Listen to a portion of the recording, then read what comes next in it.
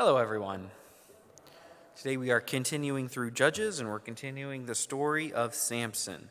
And so we have the character of Samson who follows the letter of, well, not the letter, but he keeps true to the faith in that, he's maintaining the vow to keep his hair and all that kind of stuff, but is a little rebellious and is a little kind of enjoys living life to an excess and things like that. So he's one of those, he's meant to be a flawed character. It's kind of like, I was thinking of trying to get the modern equivalent. He's kind of like Iron Man. Iron Man, the character of Tony Stark is that modern billionaire playboy kind of thing. And you like it because it's exciting, but you also like him because he has to learn from that and things like that. So you're not supposed to, while you're supposed to be oh, that's interesting, that's kind of a cool part, it's also not supposed to be an example. So he's one of those characters where he's flawed on purpose because it helps for us to understand that.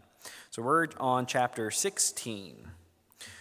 Once Samson went to Gaza, where he saw a prostitute and went into her.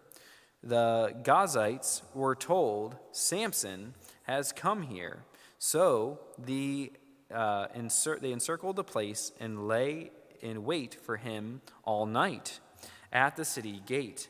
They kept quiet all night, thinking, "Let us wait until the light of the morning, when then we will kill him." But Samson lay only until midnight. Then, at midnight, he rose up, took hold of the doors of the city gate and the two posts, and pulled them up, bar and all, put them on his shoulder, and carried them to the top of the hill that is in front of Hebron.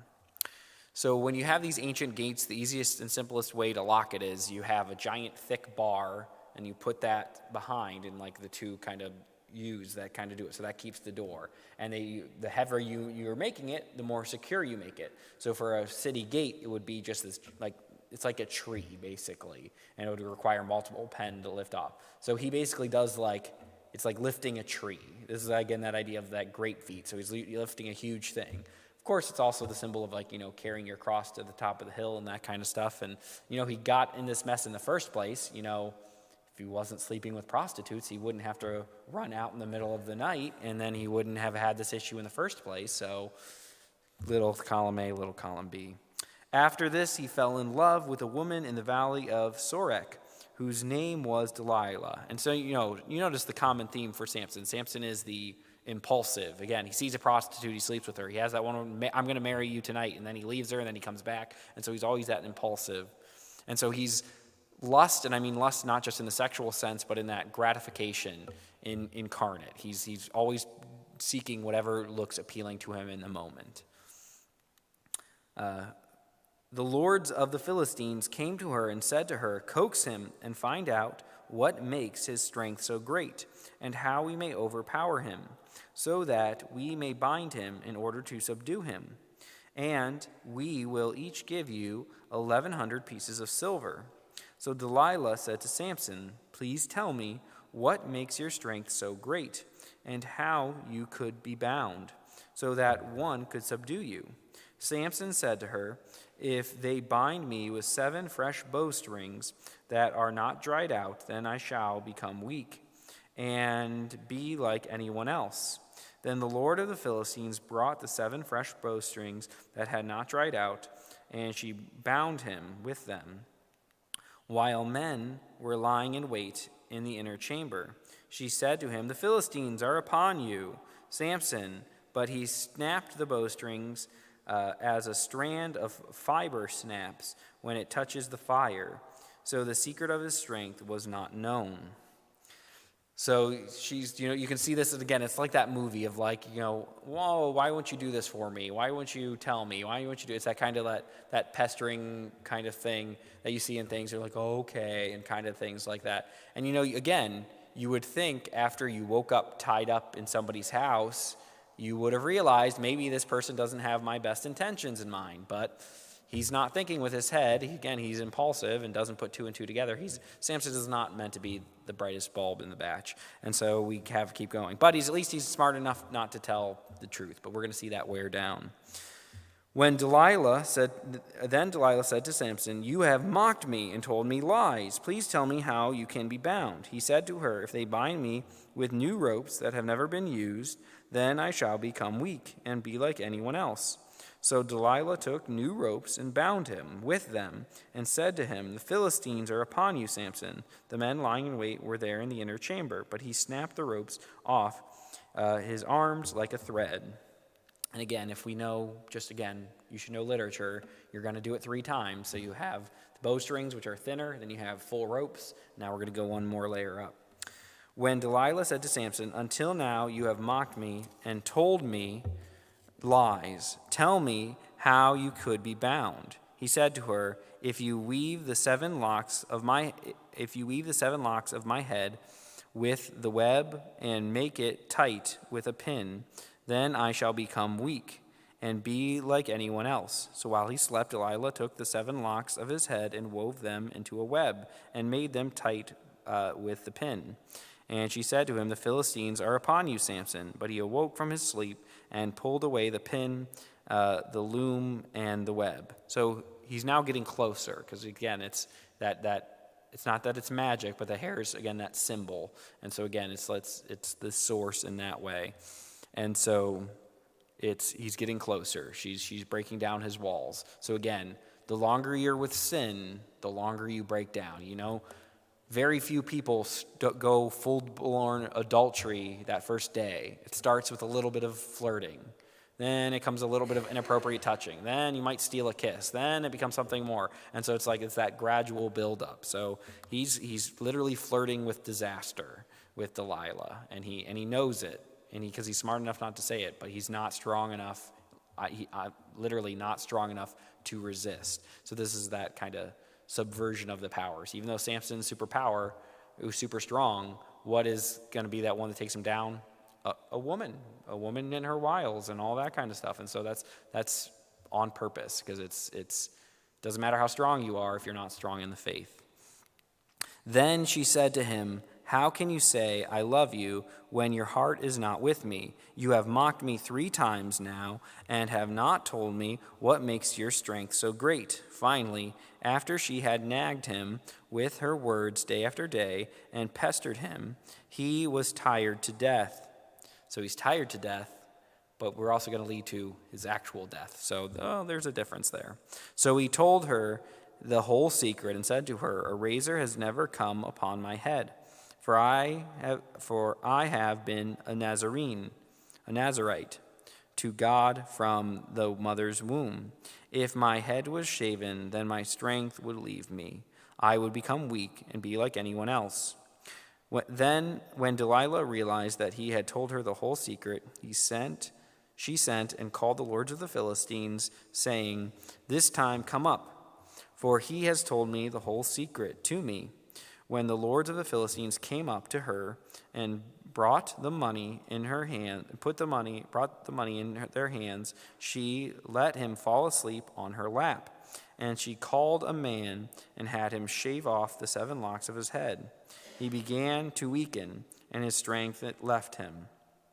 Then she said, "The Philistines are upon you, Samson." When he awoke from his sleep, he thought, "I will go out as the other times and shake myself free."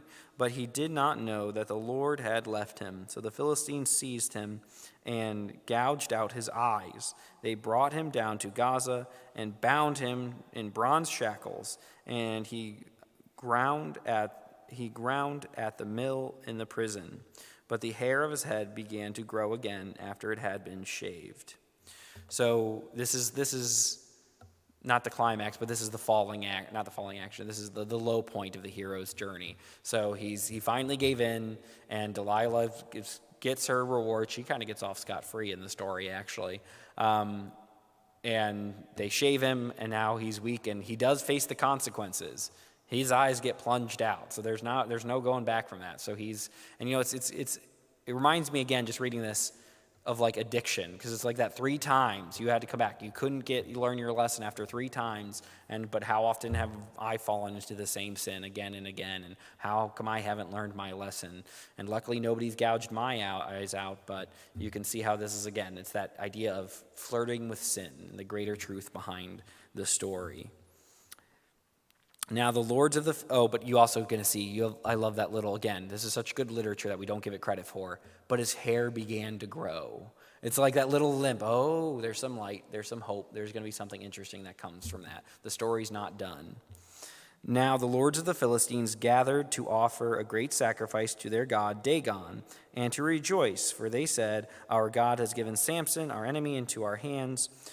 When the people saw him, they praised their God, for they said, "Our God has given our enemies into our hand, the ravager of our country, who has killed many of us." And when their hearts were merry, they said, "Call Samson, and let him entertain us." So that they called Samson out of the prison, and he performed for them. They made him stand between the pillars, and Samson said to the attendant who held him by the hand, "Let me feel the pillars on which the house rests, so that I may lean against them." Now the house was full of men and women. All the lords of the Philistines were there, and on the roof there were about 3,000 men and women who looked on while Samson performed. When Samson called to the Lord and said, "Lord God, remember me and strengthen me only this once, O God, so that with this one act of revenge I may pay back the Philistines for my 2 eyes." And Samson grasped the 2 middle pillars on which the house rested, and he leaned his weight against them, his right hand on the one and his left hand on the other. Then Samson said, "Let me die with the Philistines." He strained with all his might, and the house fell on the lords and all the people who were in it. So those he killed at his death were more than those he had killed during his life. When his brothers and all the family came down and took him and brought him up and buried him between Zorah and Eshtaol in the tomb of his mother Manoah, he had judged Israel for 20 years.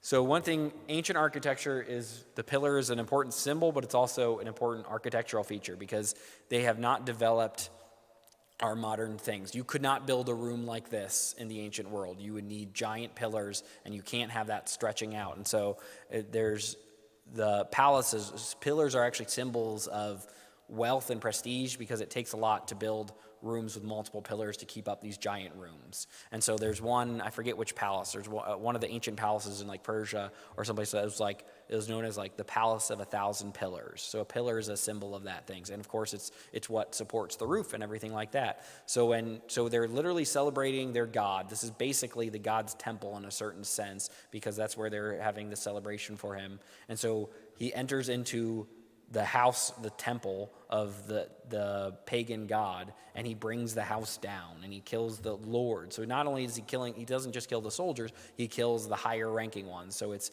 they think they're in their high point, they're literally on the roof. Look how we are undefeatable, we are higher than everyone else, we're higher than Samson. And then Samson is now finally humble. He's saying, okay, I'm sorry for what I've done. I can't do anything else. Let my final act be something good and to avenge myself and my people and all that kind of stuff. And he's given up so much to this point. He's always given in, and now he's finally not giving in. He's willing to do that sacrifice. And so it's a nice, beautiful redemption arc. It's that. And the little bit about he killed more here. It's again how one single act can be greater. That's that one final act. Of course, it's a symbol for Christ because again, the pagans are a symbol for sin. So in his one sacrifice, he does more than his whole life. In the one sacrifice of the cross, Christ does more because he brings us to redemption, because he defeats death. And so it's that. So in a certain sense, he defeats death, not in the practical sense, but in that, you would think the practical way of killing people would be going out and being that soldier. But no, he shows that in his weakness, in his humility, he's able to be the greatest warrior there because he does more damage. So and he literally takes down Dagon. He literally takes their god down. So it's a it's a nice symbol. It's that. Again, very violent, and we don't necessarily like that, but if you understand it in the greater context, I think it's beautiful in that way. And that, again, it's the triumph in your lowest moment. Okay. There was a man in the hill country of Ephraim, whose name was Micah. He said to his mother, "The 1,100 pieces of silver that were taken from you, about with you uttered a curse, and even spoke in my hearing, that silver is in my possession. I took it, but now I will return it to you." And his mother said, "May my son be blessed by the Lord." When he returned the 1,100 pieces of silver to his mother, and his mother said, "I consecrate this silver to the Lord from my hand for my son, to make an idol of cast metal." So when he returned the money to his mother took 200 pieces of silver and gave it to the silversmith, who made it into an idol of cast metal. And it was in the house of Micah. This man, Micah, had a shrine, and he made an ephod and teraphim, and installed one of his sons, who became his priest. In those days there was no king in Israel. All the people did what was right in their own eyes. So now we're starting this transition. So this is the first time we see this phrase. This phrase is going to come up a lot of times, and it's that driving thing. So it starts off bad. That's the point of that little preamble with Micah. Why would you, it's like, oh, he stole from his mom and then brought it back. But since he brought it back, it's okay. So it's like, this money does not have a good history. It's been stolen, it's things, and so that's why it's like it doesn't come from a good source, that idol. And so it's like, why are Israelites creating idols? Well, they don't have, their culture is still fractured. We see have the Israelite culture has been fractured in the little civil wars they've been having and things like that. So they're not treating the Lord as their God. And so this is going to be that drive for the king. You can see why you have a drive for a king, because while you're giving up freedom, and of course this is going to play out in the next couple books, it allows you to be more unified in that way. Now there was a young man of Bethlehem in Judah, of the clan of Judah. He was a Levite residing there. This man left the town of Bethlehem in Judah to live wherever he could find a place. He came to the house of Micah in the hill country of Ephraim to carry out on his work. Micah said to him, "From where do you come?" He replied, "I am a Levite of Bethlehem in Judah, and I am going to live wherever I can find a place." Then Micah said to him, "Stay with me, and be to me a father and a priest, and I will give you 10 pieces of silver a year, a set of clothes, and your living." The Levite agreed to stay with the man, and the young man became to him like one of his sons. So Micah installed the Levite, and the young man became his priest, and he was in the house of Micah. Then Micah said, "Now I know that the Lord will prosper me, because the Levite has become my priest."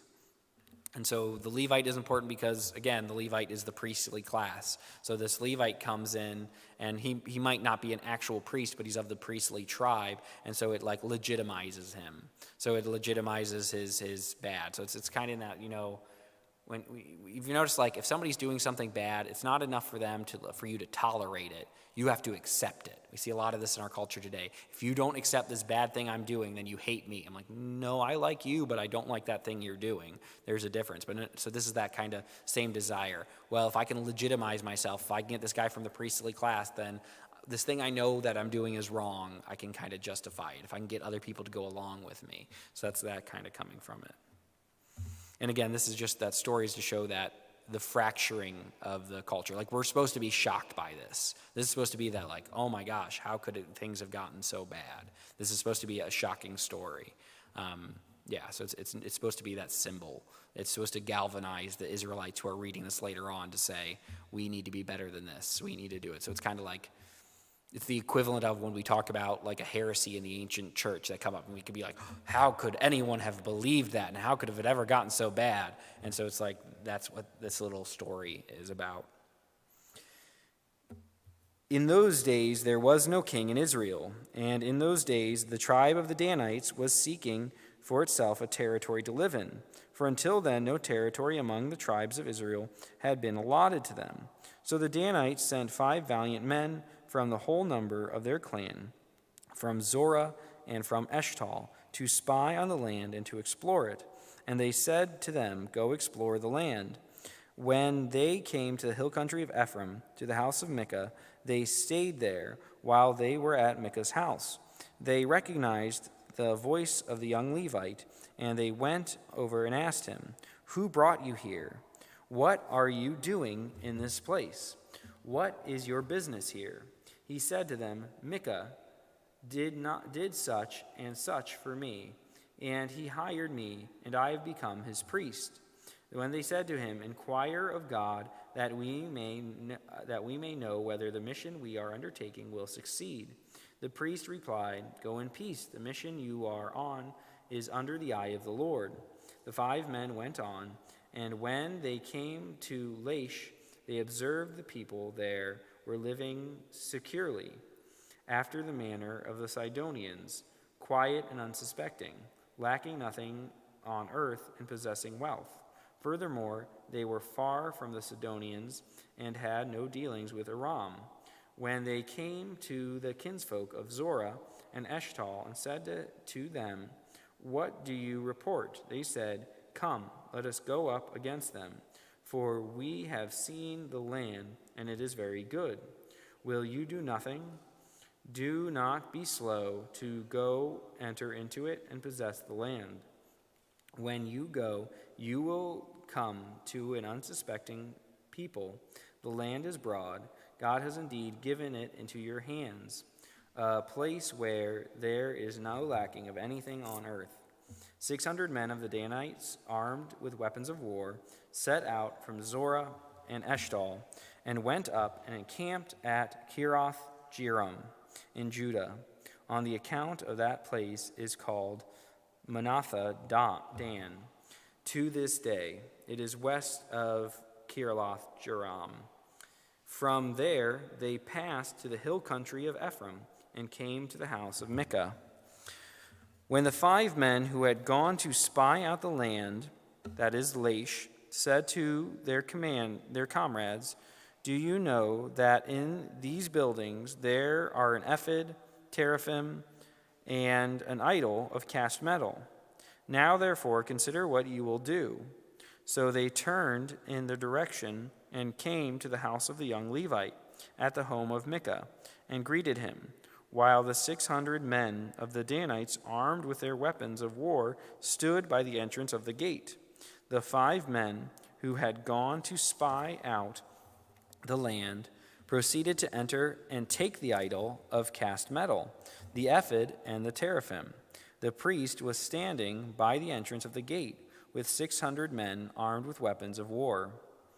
When the men went into Micah's house and took the idol of cast metal, the ephod and the teraphim, the priest said to them, "What are you doing?" They said to them, "Keep quiet, put your hand over your mouth, and come with us, and be to us a father and priest. It is better you to be a priest to the house of one man, or as to a priest of the tribe and a clan of Israel."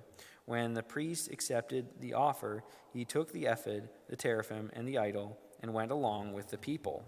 So now we're again seeing how sin expands. So you had the 6 again, it's like that recreation of when they first went into the Holy Land. The Danites don't have a land. Well, why don't they have a land? They've been there for a while now. Well, they haven't been doing what they're supposed to be doing, and you can see how this comes out. So when they come across someone, they're inquiring with the Lord, but they don't know how to worship correctly. And so instead of, this guy gave us good advice. So instead of being thankful for that, no, we're going to take him with us. We like this thing, so it's ours now. And so we're going to take him with us and be it. And the priest is like, "Okay, I guess I'm going with you. Better than being killed when there's 600 guys with swords and axes. You better go with them."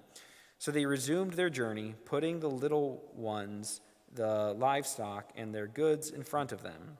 While they were some distance from the home of Micah, the men who were in the house near Micah's house were called out, and they overtook the Danites. They shouted to the Danites, who turned around and said to Micah, "What is the matter that you come with such a company?" He replied, "You take my gods and that I made, and the priest, and go away. And what have I left? How then can you ask me what is the matter?" And the Danites said to him, Who you have better not let your voice be heard among us, or else hot-tempered fellows will attack you, and you will lose your life and the lives of your household." When the Danites went on their way, and Micah saw that they were too strong for him, he turned and went back to his house. So you notice the things. You're taking the gods I made. Well, those are kind of petty gods if you made them yourself. Not only that, but they're not doing a very good job protecting you if they can themselves be stolen. And so this is again in liturgically, it's meant to point out the weakness of these idols. That's the infighting in that. If the idol can't even protect itself, it can't do anything doing. Does it have any real power? And yet you're fighting over this, what is ultimately a worthless object. The Danites have taken what Micah had made, and the priest who belonged to him came to Laish, to a people quiet and unsuspecting, put them to the sword, and burned down the city. There was no deliverer, because it was far from Sidon, and they had no dealings with Aram. It was in the valley that belonged to Beth Rahab. They rebuilt the city and lived in it. They named the city Dan, after their ancestor Dan, who was born to Israel. But the name of the city was formerly Laish. Then the Danites set up the idol for themselves. Jonathan, son of Gershom, son of Moses, and his sons were priests to the tribe of the Danites until the time the land went into captivity. So they maintained as their own Micah's idol, and he had made as long as the house of God was at Shiloh. So again, you're just showing that the culture is divided, and the people are divided, and the tribes are divided. They should be united, but they're divided. So the Danites have, and you're going to see this play out again when Israel and Judah split, and they're going to set up idols and things like that. And so it's like, okay, well, the whole tribe of Dan has messed up, and they built their city around this idol, the story of it is to show what a stupid origin. All you silly Danites have set up, and you're worshiping this idol, and it's just something you stole from this guy, and it's a petty thing. So it's like it's meant to be that undercut. It's kind of like when we saw Lot and his daughters and that incest, and all their descendants were all the enemies of Israel. It's that kind of thing. You're seeing the origin, so that a bad origin indicates a bad present. Where are we at? Okay. In those days, when there was no king in Israel, so again, if there's no king in Israel, that's going to be a sign that this is probably not going to be the best example for things. A certain Levite residing in the remote parts of the hill country of Ephraim took to himself a concubine from Bethlehem to Judah. But his concubine became angry with him, and she went away from him to her father's house at Bethlehem in Judah, and was there for some 4 months. When her husband set out after her to speak tenderly to her and bring her back, he had with him his servants and a couple of donkeys. When he reached her father's house, the girl's father saw him and came with joy to meet him. His father-in-law, the girl's father, made him stay, and he remained with him for 3 days, so that he ate and drank, and he staying there on the 4th day, they got up early in the morning, and he prepared to go. But the girl's father said to his father-in-law, his son-in-law, "Fortify yourself with a bit of food, and after that you may go." So the 2 men sat and ate and drank together. And the girl's father said to the man, "Why not spend the night and enjoy yourself?" Then the man got up to go. The father-in-law kept urging him until he spent the night there again. On the 5th day, he got up early in the morning to leave, and the girl's father said, "Fortify yourself." So they lingered until the day declined, and the 2 of them ate and drank. When the man with his concubine and his servant got up to leave, the father-in-law, the girl's father, said to him, "Look, the day was worn on until it almost evening. Spend the night. See, the day has drawn to its close. Spend the night here and enjoy yourself. Tomorrow you can go up early in the morning for your journey and go home." But the man would not spend the night. He got up and departed, and arrived opposite Jebus, that is Jerusalem. He had with him a couple of saddled donkeys, and the concubine was with him. When they were near Jebus, the day that was far spent, and the servant said to his master, "Go now, let us turn aside to this city of the Jebusites, and spend the night in it." But the master said to him, "We will not turn aside into a city of foreigners." So Jebus, which will be Jerusalem, it was also the ancient Salem, it's not going to be Israel until David captures it. So it's still a foreign city. So then he said to his servant, "Come, let us try to reach one of these places and spend the night in Gibeah or Ramah." So they passed by and went on their way, and the sun went down on them near Gibeah, which belongs to Benjamin. They turned aside there to go in and spend the night at Gibeah. He went in and sat down in the open square of the city, but no one took them to spend the night. Okay, so again, Israel is supposed to be unified. You're supposed to show each other hospitality.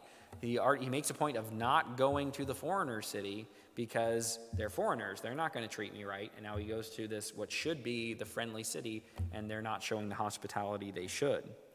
Then at evening there was an old man coming from his work in the field. The man was from the hill country of Ephraim, and he was residing in Gibeah. The people of that place were Benjamites. When the old man looked up and saw the wayfarer in the open square of the city, he said, "Where are you going, and where do you come from?" He answered him, "We are passing from Bethlehem in Judah to the remote parts of the hill country of Ephraim, from which I come. I went to Bethlehem in Judah, and I am going to my home. Nobody has offered to take me in. We, your servants, have straw and fodder for our donkeys, with bread and wine for me and the woman and the 2 young men along with me. We need nothing more." The old man said, "Please, peace be to you. I will care for all your wants. Only do not spend the night in the square." So he brought him into his house and fed the donkeys and washed their feet and ate and drank. So we have a good symbol. So we have, okay, this old man who's from out of town, and he's residing there, and now he's showing them hospitality. Okay, good.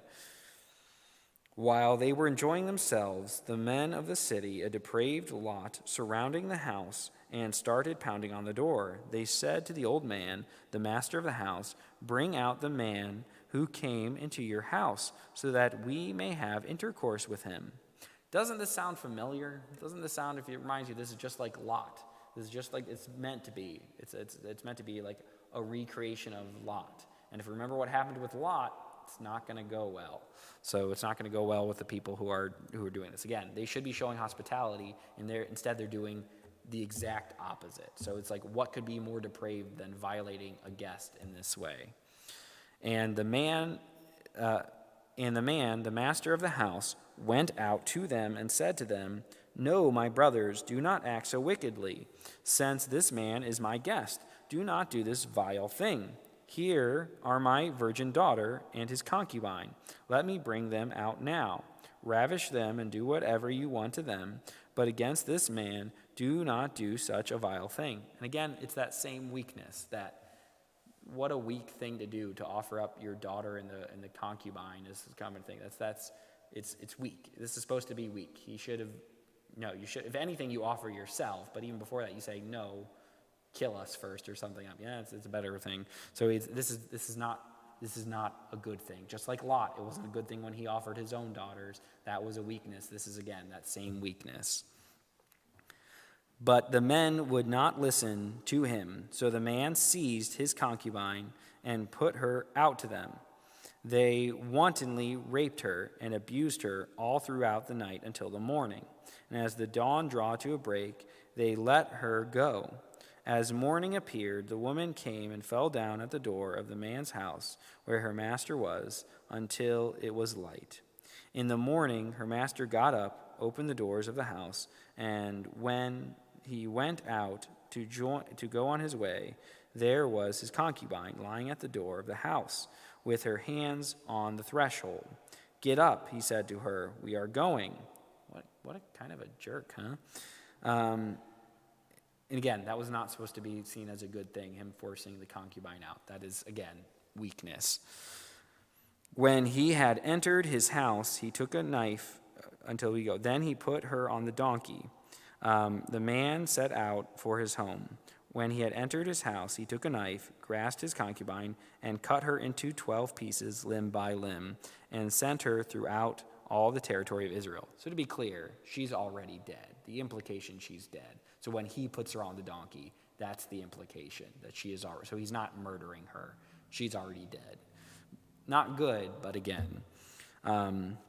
Then he commanded the men from whom he sent, saying, "Thus shall you say to all the Israelites, has such a thing ever happened since the day of the Israelites came up from the land of Egypt unto this day? Consider it, take counsel, and speak out." Okay, so you remember what happened to Sodom and Gomorrah. Let's see what happens to the Benjaminites who have done this. Then all of Israel came out from Dan to Beersheba, including the land of Gilead, and the congregation assembled in one body before the Lord of Mizpah. The chiefs of all the people and all the tribes of Israel presented themselves into the assembly of the people of God, 400,000 foot soldiers bearing arms. Now the Benjaminites heard that the people of Israel had gone up to Mizpah, and the Israelites said, "Tell us, how did this criminal act come about?" The Levite, the husband of the woman who was murdered, answered, "I came to Gibeah that belongs to Benjamin, I and my concubine, to spend the night. The lords of Gibeah rose up against me. They surrounded the house at night. They intended to kill me, and they raped my concubine until she died. Then I took my concubine, cut her into pieces, and sent her throughout the whole extent of Israel's territory, for they have committed a vile outrage in Israel. So now you Israelites, all of you, give your advice in the council here and now." All the people got up as one, saying, "We will not, any of us, go to our tents, nor will any of us return to our houses. But now this is what we will do to Gibeah. We will go up against it by lot. We will take 10 men of 100 throughout all of Israel, the tribes of Israel, and 100 of 1,000, and 1,000 of 10,000, to bring provisions for the troops who are going to repay Gibeah of Benjamin for all the disgrace they have done to Israel." So all the men of Israel gathered against the city, united as one. So they're united, but this is probably not the best way to be united. It would be nice if we didn't have to unite against yourself, basically. None of this is ideal. It's probably a better response than some things, but none of this is meant to be ideal. The tribes of Israel sent men throughout all the tribes of Benjamin, saying, "What crime is that you have been committed among you? Now then, hand over those scoundrels in Gibeah, so that we may put them to death and purge the evil of Israel." Now the Benjamites would not listen to their kinsfolk, the Israelites. The Benjaminites came together out of the town to Gibeah and go out to battle against the Israelites. On that day, the Benjaminites mustered 26,000 armed men from their towns, besides the inhabitants of Gibeah. On all this force, there were 700 picked men who were left-handed. Everyone could sling a stone at a hare and not miss. That's a rabbit, to be clear, not a hare. And the Israelites, apart from Benjamin, mustered 400,000 armed men, all of them warriors. So they're showing like the battle coming up, and obviously the Benjamites are greatly outnumbered. But instead of doing what they should do, is basically giving up the people who did this great sin, again, purging yourself of your own evil, they're defending it. So now they're going to have to suffer with it. It's kind of like that, again, Sodom and Gomorrah. If 10 are with you, then we'll spare the city. But they're not willing to spare the city. They're not willing to give the people up that they need to give up. The Israelites proceeded to go up to Bethel, where they inquired of God, "Which of us shall go up first to battle and against the Benjamites?" And the Lord answered, "Judah shall go up. When the Benjamites got up in the morning and encamped against Gibeah, the Israelites went out to battle against Benjamin. And the Israelites drew up the battle line against them at Gibeah. The Benjamites came out of Gibeah and struck down on that day 22,000 of the Israelites. The Israelites went up and wept before the Lord until the evening, and they inquired with the Lord, "Shall we again draw near to battle against our kinsfolk, the Benjamites?" And the Lord said, "Go up against them." The Israelites took courage and again formed the battle line in the same place where they had formed it on the first day. So the Israelites advanced against the Benjamites on the second day. Benjamin moved out against them from Gibeah the second day and struck down 18,000 of the Israelites, all of them armed men. Then all the Israelites, the whole army, went back to Bethel and wept, sitting there before the Lord. They fasted that day until evening. They were offering burnt offerings and sacrifices to the well-being before the Lord. And the Israelites inquired with the Lord, for the ark of the covenant of God was there in those days, and Phinehas, the son of Eleazar, son of Aaron, ministered before it in those days, saying, "Shall we go out once more to battle against our kinsfolk, the Benjamites, or shall we desist?" The Lord answered, "Go up, for tomorrow I will give them into your hands." So they failed twice, and they're weeping, like, why isn't this going right? And so it's, why aren't we succeeding if we're doing what we're supposed to be doing? And I'm like, well, just because you're doing what you're supposed to be doing doesn't mean you're always successful.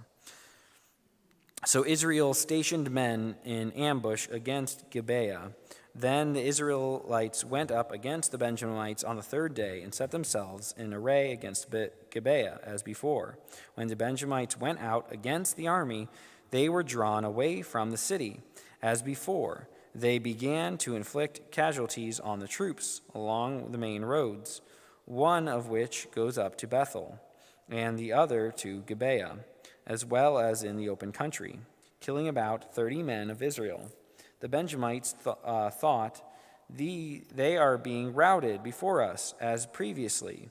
But the Benjamites said, let us retreat and draw them away from the city towards the roads. The main body of Israel drew back in battle lines to Baal Tamar, while those Israelites who were in ambush rushed out to that place west of Geba, and they came against Gibeah, 10,000 picked men out of all Israel, and the battle was fierce, but the Benjamites did not realize the disaster was close upon them.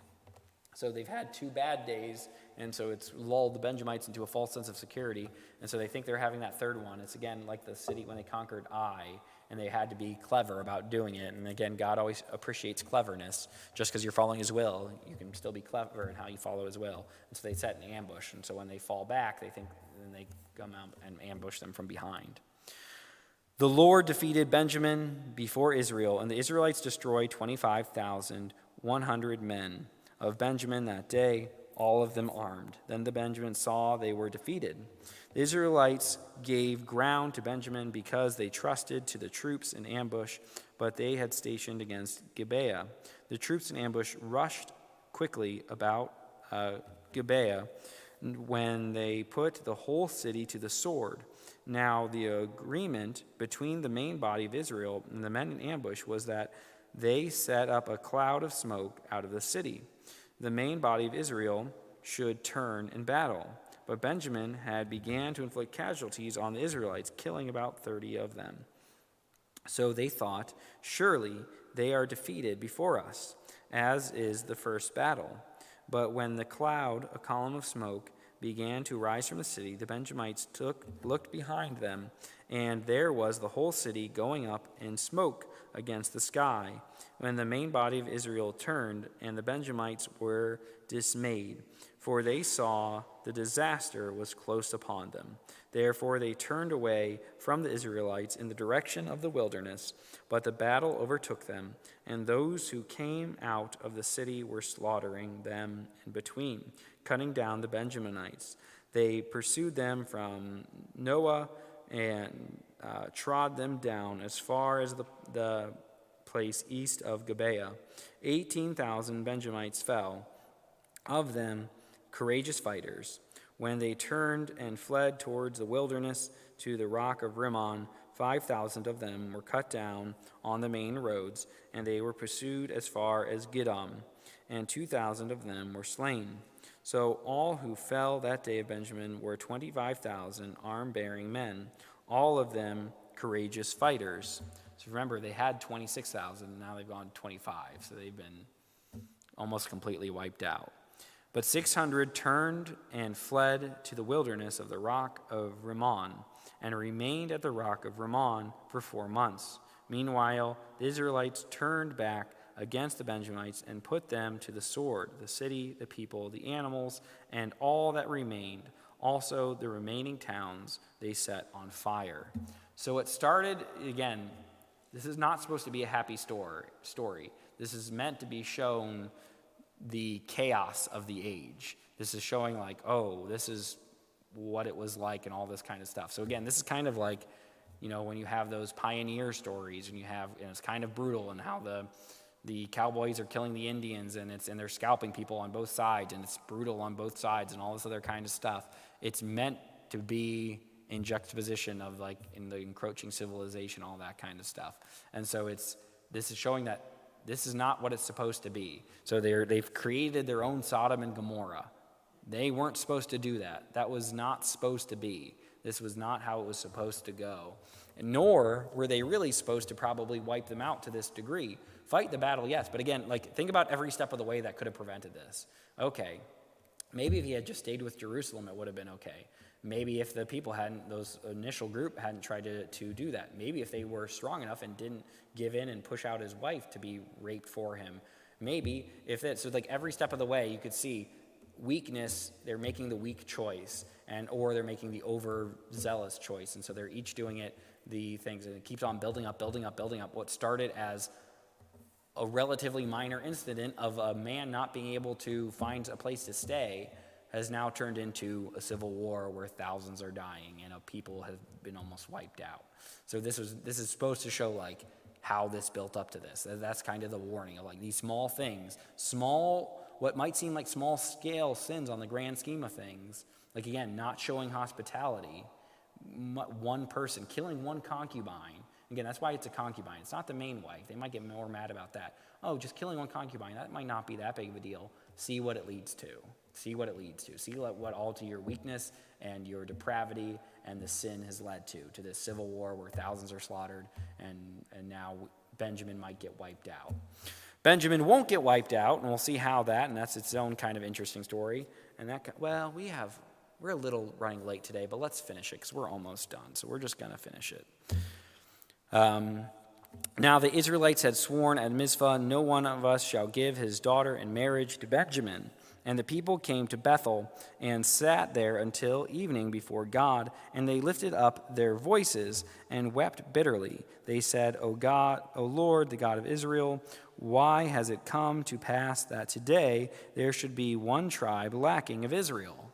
So now they are regretting what they did. They got into their bloodlust, they killed too many people, and now they're like, oh no, what did we do? So this is kind of the regret. And again, we've seen this before where they made hasty oaths, and hasty oaths are never a good thing. On the next day, the people got up early and built an altar there and offered burnt offerings and sacrifices of well-being. When the Israelites said, which of all the tribes of Israel did not come up to the assembly of the Lord? For a solemn oath had been taken concerning whoever did not come up to the Lord at Mizpah, saying, the one shall be put to death. But the Israelites had compassion for Benjamin their kin, and said, one tribe is cut off from Israel this day. What shall we do for wives for those who are left, since they had sworn by the Lord that they could not give them away any of our daughters as wives? Then they said, is there anyone from the tribe of Israel who did not come to the Lord at Mizpah? And it turned out that no one from Jabesh Gilead had come to the camp, to the assembly. For when the roll was called among the peoples, not one of the inhabitants of Jabesh Gilead was there. So the congregation sent 10,000 soldiers there and commanded them, go put the inhabitants of Jabesh Gilead to the sword, including the women and the little ones.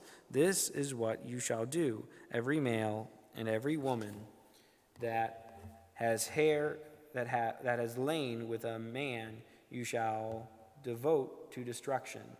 And they found among the inhabitants of Jabesh Gilead 400 young virgins who had never slept with a man, and brought them to the camp of Shiloh, which is in the land of Canaan.